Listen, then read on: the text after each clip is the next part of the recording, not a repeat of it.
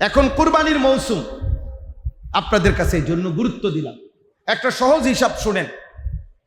একজন মুসলমানের কাছে কোরবানির ঈদের 3 দিন, কোরবানির ঈদের দিন ফজর থেকে তৃতীয় দিন মাগরিব পর্যন্ত, যার কাছে তার নিত্য প্রয়োজনীয় সংসারের যে খরচ তার অতিরিক্ত 52.5 পরিমাণ রূপার দাম সমপরিমাণ টাকা মূল্য আছে, তার উপরেই কোরবানি ওয়াজিব।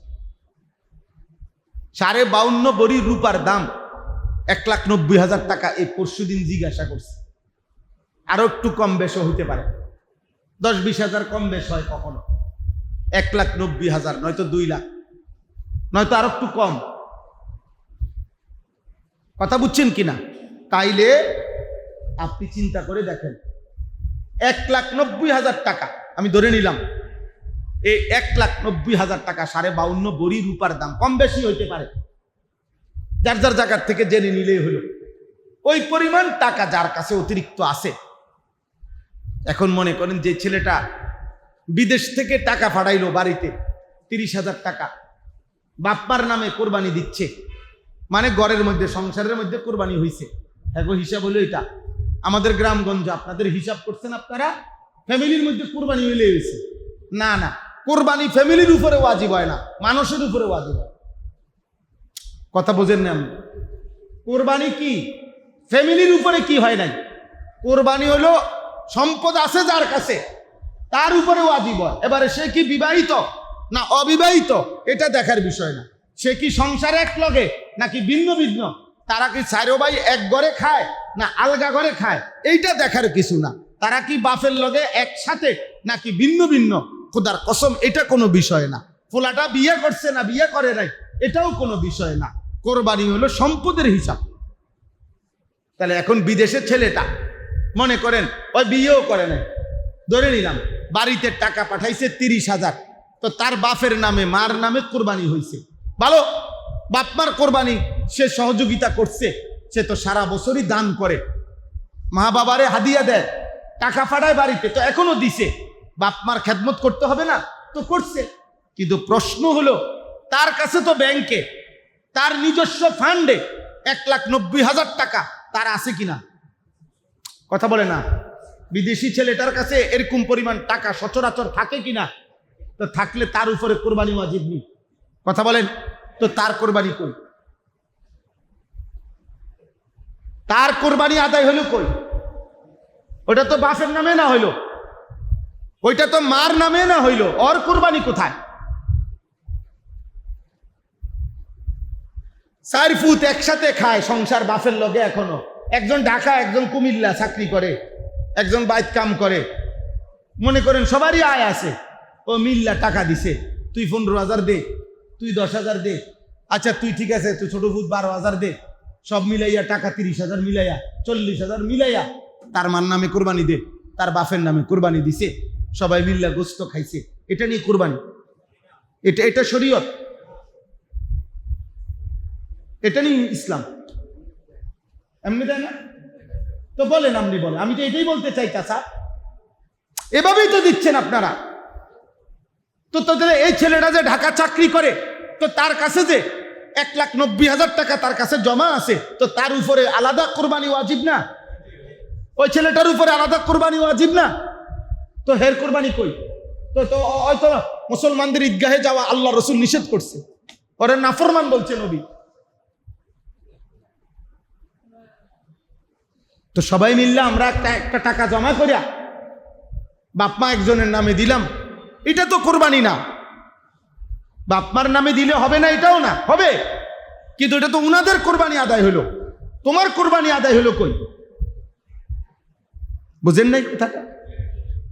আমার আব্বা যদি আমার পক্ষ থেকে নামাজ পড়ে হবে তো, আমার আব্বা যদি আমার পক্ষ থেকে রোজা রাখে হবে তো, তো কোরবানি হবে কেমনে?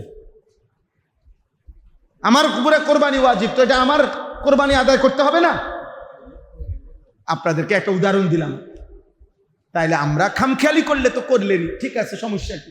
আপনি বুঝেন না কইয়া মাথা নোয়ায় রাখলে অসুবিধা নাই, আখেরাতে ফেরেশতা আমনের ঘাড় সোজা করে দেয়। কোরআনুল কারীমে স্পষ্ট আছে, সূরা ইয়াসিনের মধ্যে সূরা ইয়াসিনের শুরুতে, এক মিনিট, এই দেখেন, ইন্না জাআলনা ফি আনাকিহিম আগলালান ফাহিয়া ইলাল আযকানি ফাহুম মুকমাহুন। এটা পারেন না অনেকে? সূরা ইয়াসিনের আয়াত। এই অর্থ হলো, আমি দেখাই, এর অর্থ হলো কিয়ামতের দিন প্রত্যেক নাফরমানকে ফেরেশতারা তাকে এইভাবে, তার হাত এভাবে পিছনের দিকে দিয়া, এই দুই হাতের এই জায়গাটা এই থুতনির নিচে দিয়ে এইভাবে দিয়ে উঁচা করে রাখবে। আল্লাহর কসম, এই আয়াতের অর্থ এটা।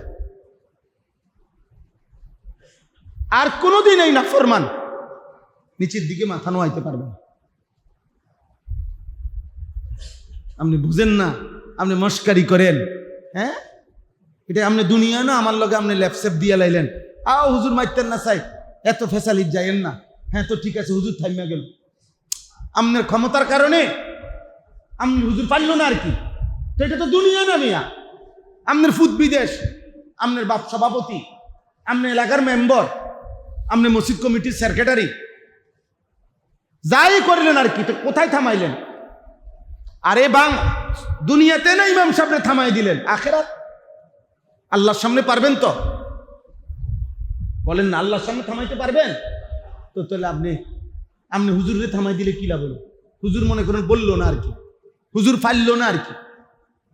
কোরআন শরীফে স্পষ্ট আছে, সূরা মুলকের মধ্যে নবীজি বলছেন, আল্লাহ বলছেন নবীজিকে বলতে, যে হে মক্কার বেঈমানরা, তোমরা যে কুফর করো, শিরিক করো, মদ খাও, জুয়া খেলো, জিনা করো, ব্যভিচার করো, সুদ খাও, হারাম করছো, আল্লাহ যদি আমগরে দুনিয়ায় রাখে অথবা নাও রাখে, মনে করো আমি এবং আমার অনুসারী সাহাবারা যদি বেঁচে থাকি কিংবা মরে যাই, নবীজিকে আল্লাহ বলছে আপনি বলেন যে আমি যদি মরেও যাই, আমি যদি বাঁচেও থাকি, তা আমি মরে গেলে গেলাম আর কি, কিন্তু তোমাদেরকে তোমাদের এই পাপের শাস্তিতে আল্লাহর হাত থেকে কে বাঁচাবে? বুঝেন না? প্রতিনিয়ত আমাদের বিরুদ্ধে ষড়যন্ত্র হয়। হ্যাঁ তো হইল, মনে করেন আমরা সব হুজুর আমগরে ব্রাশ ফায়ার কইরা আপনারা শেষ করে দিলেন, আর দিলেন, মসজিদ বন্ধ হয়ে গেল, সব মাদ্রাসাগুলো সব বন্ধ হয়ে গেল। এই কারণে আপনার মিথ্যা, চুরি, জিনা, সুদ, কিস্তি, এই পাপের কারণে আল্লাহর হাত থেকে আপনারা কে বাঁচাবে? কথা বোঝেন নাই তো? তাহলে আর হুজুর থাকলে কি, না থাকলে সমস্যা কি? আপনি বাঁচবেন কেমনে সেটা না বলবেন যে না হুজুর আপনারা মরে যান, আমরা আল্লাহর হাত থেকে বাঁচতে পারবো। বিষয়টা কি এমন? কোরআন শরীফের আয়াত, কুল আরাআইতুম ইন আহলাকানি আল্লাহু ওয়া মান মাইয়া আও রাহিমানা ফামান ইউজিরুল কাফিরিনা মিন আযাবিন আলীম। আল্লাহ বলেন আপনি জিজ্ঞেস করেন বন্ধু, তোমরা যে আমি নবীরে অভিশাপ দাও, আমার অকল্যাণ কামনা করো, তো আমি মরে গেলাম আর কি। আমরা অনেক সময় অনেক মানুষ নাফরমান, যে হুজুররাই ঝামেলা, হ্যাঁ তো ঝামেলা সরাই দে বেটা, মোল্লা সব গুলি করে ফেলে দে বাংলাদেশে, তো ঠিক আছে মাদ্রাসা সব বন্ধ করে দে, তো তুই বা বাঁচবা কেমনে? তুমি আল্লাহর হাত থেকে কেমনে বাঁচবা সেটা না বলো। মোল্লা আজ হোক কাল হোক মরে তো যাবেই, মৃত্যু তো আপনারও হবে আমারও হবে না? দুনিয়াটা এখন এই আধুনিকতা যত বাড়তেছে, মনে হয় যে পেরেশানিও বাড়তেছে। একটা সামান্য জ্বরের লেগে যদি একজন ডাক্তার দেখায়, ওই বেটাও কমপক্ষে 20টা পরীক্ষা দিয়া বইছে, 5টা পরীক্ষা দিয়া বইছে, এটি গুছাইতে জীবন শেষ। পেরেশানি, যত আধুনিকতা তত পেরেশানি বাড়ছে আমাদের জীবন। অতএব বাবাও ব্যস্ত, মাও ব্যস্ত, বড় ভাইও বড় ভাইয়ের জায়গায় ব্যস্ত, বোন বোনের বিয়ে দিয়ে লাইছে, বোন বোনের জায়গায় ব্যস্ত। তোমার খবর নেবে কে আব্বা? তোমার খবর কে নিবে? এমন অসংখ্য বাবা আছে যে বাবা 6 মাসও কইতে পারতো না, যে তার ফুতেরে একবার জিগাইছে বাবা নামাজ পড়ুন, 365 দিনে খোদার 1 বছরে ওই বলতেও পারবে না। ছেলেটাকে একবার বলছে যে বাবা মুসলমানের ছেলে হয়ে ফজরের নামাজ পড়তা না?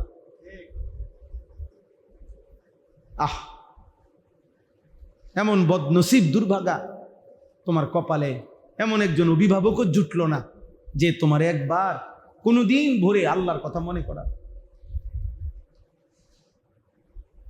এর চাইতে মন্দ কপাল কি রে বেটা? ঘুম আর পেশাব পায়খানা আর ভাত তরকারি দুনিয়ার খাবার।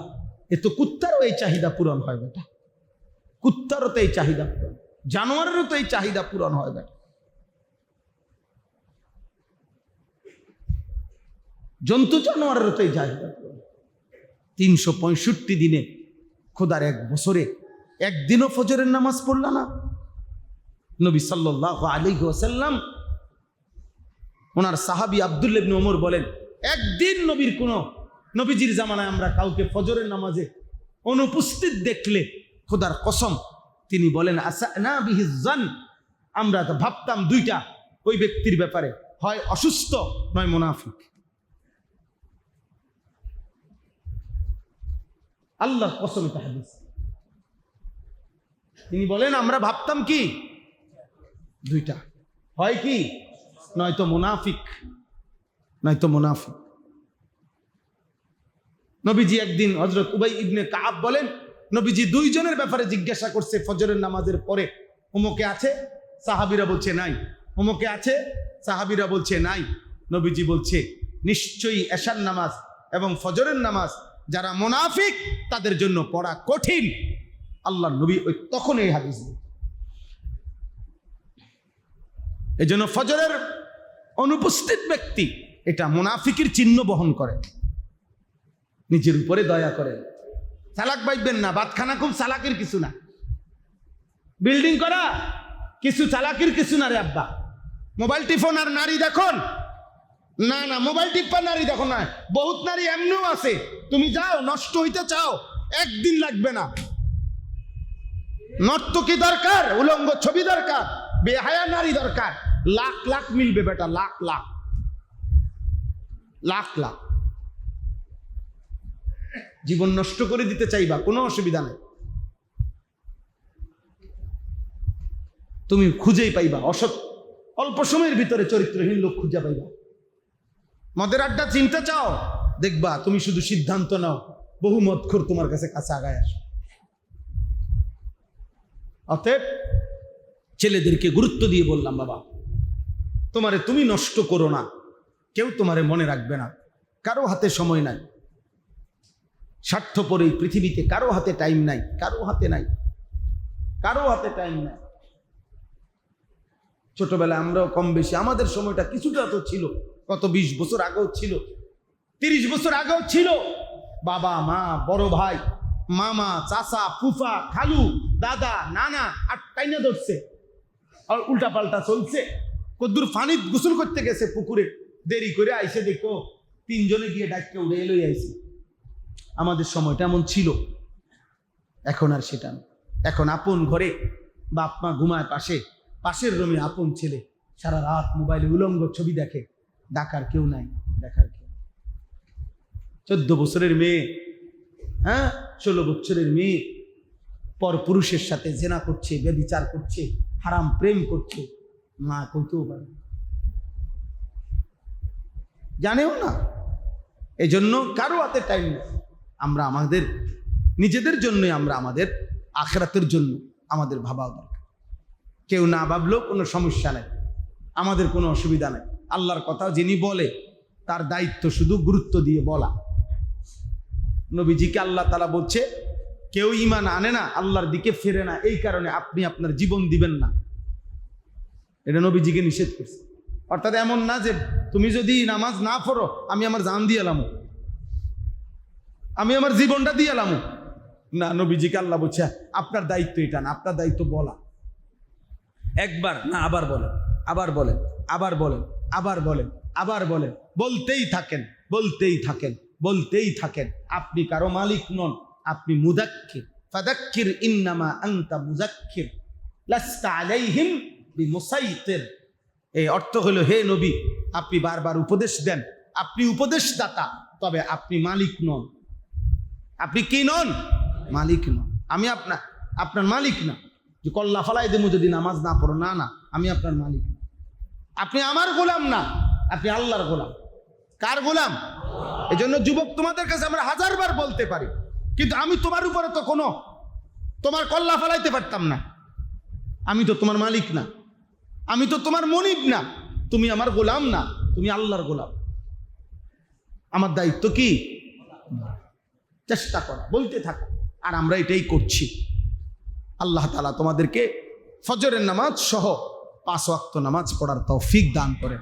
আর আপনারা যারা উপার্জনকারী, আপনাদের কাছে অনুরোধ, আপনারা আপনাদের হজ এবং কুরবানি যারাই রোজগার করেন, উপার্জন, যাদের কাছে পয়সা আছে, সোজা কথা, জমি আছে, টাকা আছে, মহিলাদের কাছে স্বর্ণ আছে, গহনা আছে, টাকা আছে, প্রত্যেকের সুবিধা মতো আপনারা আলেমের কাছ থেকে জেনে নেন। আপনারটা আপনি কোন, আপনি একজন হুজুরের কাছে বলেন আলাদা যে হুজুর আমার এই আছে এই নাই, আমার উপরে হজ ফরজ কিনা, কোরবানি ওয়াজিব কিনা, এটা জেনে নেন। মহিলার পক্ষ থেকে আপনি জিজ্ঞান আপনার স্ত্রীর স্বর্ণ আছে কদ্দুর, এবং আপনার স্ত্রীর কাছে টাকা আছে কিনা অতিরিক্ত, আপনি জিজ্ঞাসা করেন। করলে কোরবানি ওয়াজিব হইলে কোরবানি দিবেন। এটা কঠিন মনে করবেন কেন? আপনারা ফিতরার কথা রমজান মাসে জিজ্ঞাসা করেন না? কথা বলেন না কেন? সদকায়ে ফিতির কত আসছে এটা আপনারা রমজানে জিগাননি, তো তাহলে কোরবানিটা জিজ্ঞাসা করলে অসুবিধা কি? হে আমার বান্দা, আমি আল্লাহ এই কোরআন তোমাদের জন্য দিলাম, আর আমি আল্লাহই বলে দিলাম, হাদা, নিশ্চয়ই এই কোরআনই হচ্ছে সিরাতে মুস্তাকিম। জীবনের সব বেলায় একেই অনুসরণ করো। ওয়ালা তাত্তাবিউস সুবুলা, আর কোনো পথে যেও না। ফাতাফাররাকা বিকুম আন সাবিলিহি, অন্য যে পথেই যাবা সিরাতে মুস্তাকিম থেকে বিচ্ছিন্ন হয়ে যাবে। ফাতাফাররাকা, ছিন্ন ভিন্ন হয়ে যাবে তুমি। আল্লাহ তাআলা বলে দিয়েছে কোরআনের আয়াত। ইব্রাহিম আলাইহিস সালামকে আল্লাহ বলছেন, ইব্রাহিম আলাইহিস সালামের প্রশংসা করতে গিয়ে, ইজতাবাহু ওয়া হাদাহু ইলা সিরাতিম মুস্তাকিম। আল্লাহ বলেন, আল্লাহই ইব্রাহিমকে নির্বাচন করেছেন এবং আল্লাহই তাকে সিরাতে মুস্তাকিমের পথ দেখাইছেন। নবীজি সাল্লাল্লাহু আলাইহি সাল্লাম দোয়া করতেন, আমাদের নবী, আল্লাহুম্মা আলহিমনি রুশদি, আল্লাহ প্রত্যেক কাজের মধ্যে সঠিক কোনটা এটা আপনি আমার অন্তরে আপনি দিয়ে দেন। ওয়া আইজনি মিন শাররি নাফসি, আমারে আমার মনের খেয়াল খুশি, আমার মনে যা চায় তাই করব, এমন এমন ক্ষতি থেকে আমারে বাঁচা। আমি যেন এমন না হই যে আমি আমার মতো চলি। নবীজির দোয়া, আল্লাহুম্মা রাহমাতাকা আরজু ফালা তাকিলনি ইলা নাফসি তারফাতা আইন। নবীজি দোয়া করতেন, আল্লাহ আমি প্রচন্ডভাবে আপনার রহমত কামনা করছি, সারাক্ষণ আপনার দয়া চাই। এরপরে বলছেন, ফালা তাকিলনি ইলা নাফসি তারফাতা আইন, আমারে আমার বুদ্ধি, আমার বিবেকের উপরে, আমার নিজস্ব বুদ্ধির উপরে এক পলক, তারফাতা আইন মানে হলো চোখের এক পলক, এক পলকের জন্য আপনি আমাকে আমার হাতে ছেড়ে দিয়েন না, আপনার হাতে ধরে রাখেন। আপনার হাতে কি করে দেন? ধরে রাখেন। নবীজি বলছে, আল্লাহুম্মা আতি নাফসি তাকওয়াহা ওয়া যাক্কিহা, আল্লাহ আমার অন্তরের মধ্যে তাকওয়া আপনি দিয়ে দেন, আমার অন্তর আপনি পবিত্র করে দেন। আনতা খায়রু মান যাক্কাহা, পবিত্রতার সর্বোত্তম সে তো আপনারই যোগ্যতা। আনতা খায়রু মান যাক্কাহা আনতা ওয়ালিয়ুহা ওয়া মাওলাহা,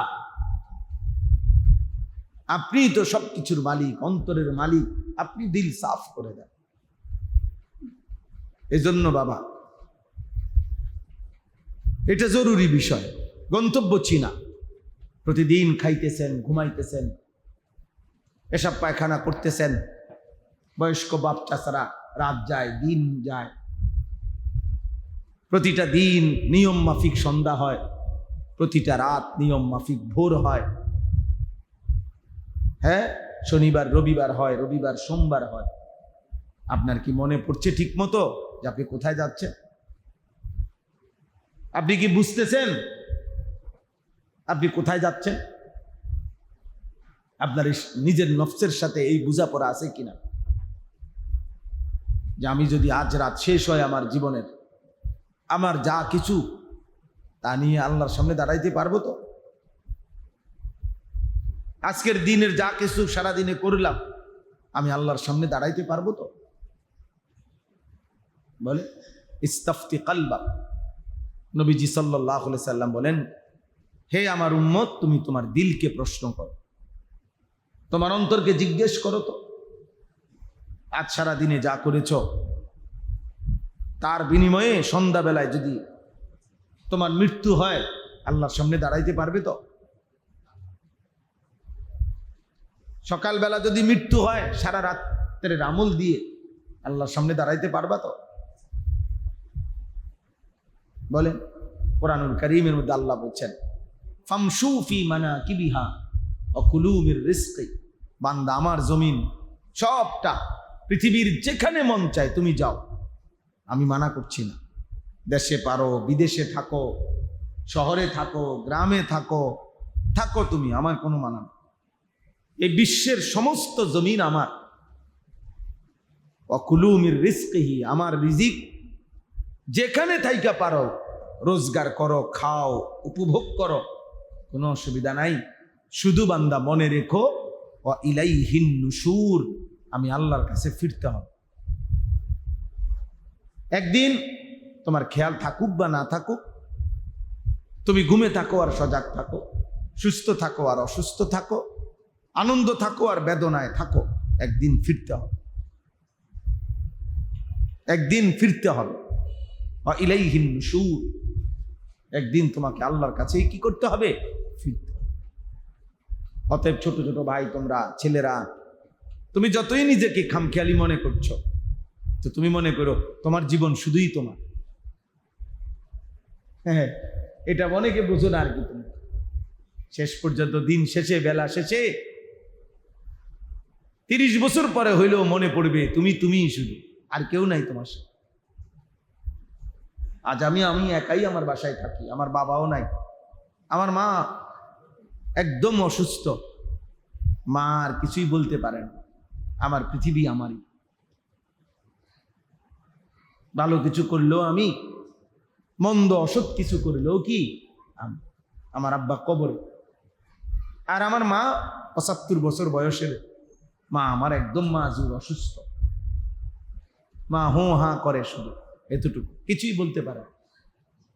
তাহলে আজ না হোক কাল দিন শেষে মনে হবে আসলে আমি। বন্ধুরাও ধোঁকা, চারিপাশের দুনিয়াটাও ধোঁকা। আমাল হায়াতুদ দুনিয়া ইল্লা মাতাউল গুরুর। আল্লাহ তাআলা বলছে, বান্দা মনে রেখো, দুনিয়ার জীবন শুধুই ধোঁকা। গুরুর মানে ধোঁকা। আমা মাতাউল হায়াতিদ দুনিয়া ফিল আখিরাতি ইল্লা কালিল। আল্লাহ তাআলা বলেন, মনে রেখো, আখিরাতের তুলনায় দুনিয়া একদমই সামান্য। দুনিয়া যদি হয় 60 বছর, আখিরাতে হাসরের ময়দানের একদিন হবে 50,000 বছর। 50,000 বছর, কোরআনের স্পষ্ট আয়াত, এখানে ভিন্ন কোনো আয়াত নাই। 50 আলফা সানা, 50,000 বছর। অতএব সংক্ষিপ্ত দুনিয়া, একদমই সামান্য, একদমই সামান্য। 60 বছর একদমই সামান্য। নূহ আলাইহিস সালামের এক ছেলে, কিতাবে আছে, ওনার এক বংশধর 450 বছর হায়াত পাইছিলেন। 450 বছরে কোনোদিন ওনার চুল দাড়ি সাদা হয় নাই, কিন্তু ইন্তেকালের মুহূর্তে কিতাবে আছে, শুধু মালাকুল মউত আজরাইল যখন জান কবজ করতেছিল, আমরা উর্দু মোটা কিতাবে পড়ছি, এই জান কবজের ওই 1 মিনিটে, রুহু বের করার টাইমে, এই শুধু মালাকুল মউতের যে জান টান দিছে রুহু, এই সময়ের কষ্টে 450 বছরের চুল দাড়ি যা কোনোদিন সাদা হয় নাই, ওই 1 মিনিটে চুল দাড়ি সাদা হয়ে গেছে। এই 1 মিনিটের কষ্ট, শুধু রুহু কবজের কষ্ট। এরপরে তো কবর। আল্লাহ নবী সাল্লাল্লাহু আলাইহি সাল্লাম বলছেন, কোন নাফরমান শুধু তাকে যখন কবরস্থানে দাফনের জন্য নিয়ে যায় খাট কাঁধে করে, শুধু এই যাওয়ার টাইমে যেই ভীষণ চিৎকার করে, আল্লাহর নবী বলেন পৃথিবীর প্রথম মানুষ থেকে শেষ মানুষ একসাথে যদি দাঁড়িয়ে কোনো মাঠে শুনতো একবার নাফরমানের চিৎকার ওই লাশের খাটের মধ্যে থাইকা, আল্লাহর কসম নবী বলেন পৃথিবীর সমস্ত মানুষ একসাথে চিৎকার দিয়া বেহুশ হইয়া পড়ে যেত। ওয়ালাউ সামিআল ইনসানু লাসাইকা। নবীজির একজন বিখ্যাত সাহাবী হযরত আমর ইবনুল আস রাদিয়াল্লাহু তাআলা আনহু। আমর ইবনুল আস অনেক বড় সাহাবী। ওনার মৃত্যুর পূর্ব মুহূর্তে ওনার ছেলে, উনিও সাহাবী ছিলেন, ছেলেটাও সাহাবী, আব্দুল্লাহ ইবনে আমর ইবনুল আস। উনি জিজ্ঞেস করছিলেন, আমার কাছে আরবি কিতাব আছে, আব্বাকে জিজ্ঞেস করছে ওনার আব্বার, আব্বা আপনি নবীর একজন বিখ্যাত সাহাবী, আপনি মিশর বিজেতা। উনি মিশর বিজয় করেছিলেন ওই জমানায়, বড় যোদ্ধা, বড় সেনাপতি, বড় মুজাহিদ, জলিলুল কদর সাহাবী, অনেক মর্যাদা ওনার।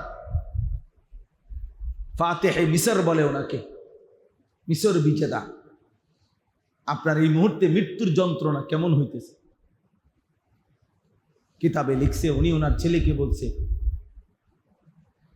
কাআন্না জিবালাদ দুনিয়া আলা সাদরি ওয়া কাআন্নি আতানাফাসু মিন সাকবিল ইবরা। হে আমার প্রিয় সন্তান, খোদার কসম আমার মনে হচ্ছে পৃথিবীর সমস্ত পাহাড়গুলো একত্রে আমার বুকের উপরে যেন চাপ দিয়ে রাখছে,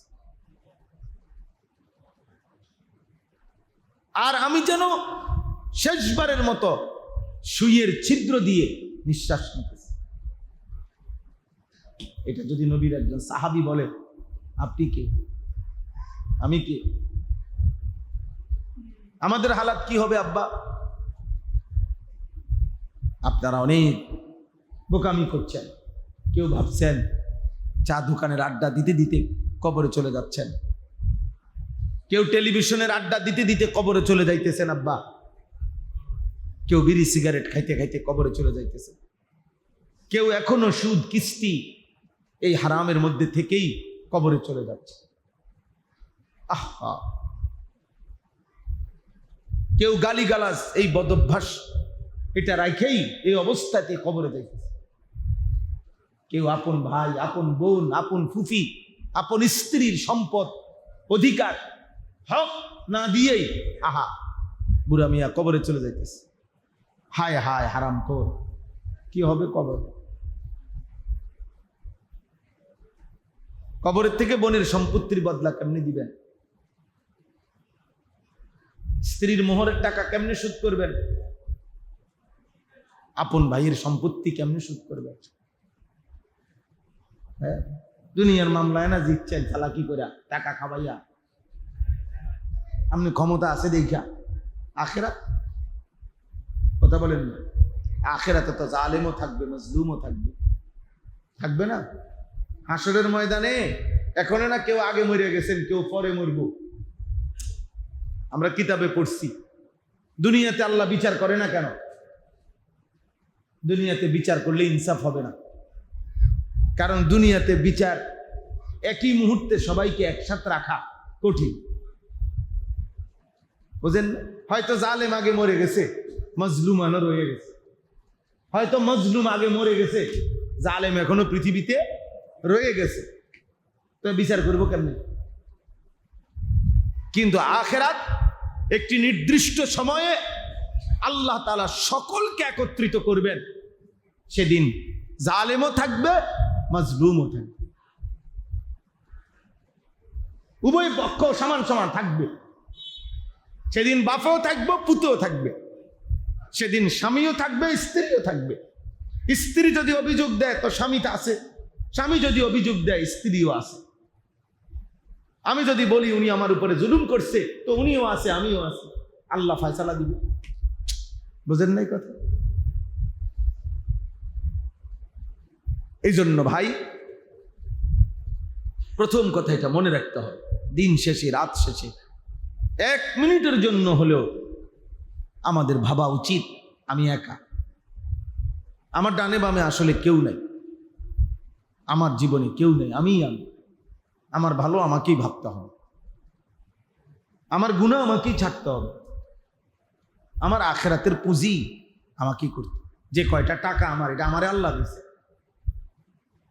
অথচ আমার উপরে যাকাত ফরজ, আমি দিচ্ছি না। কেন?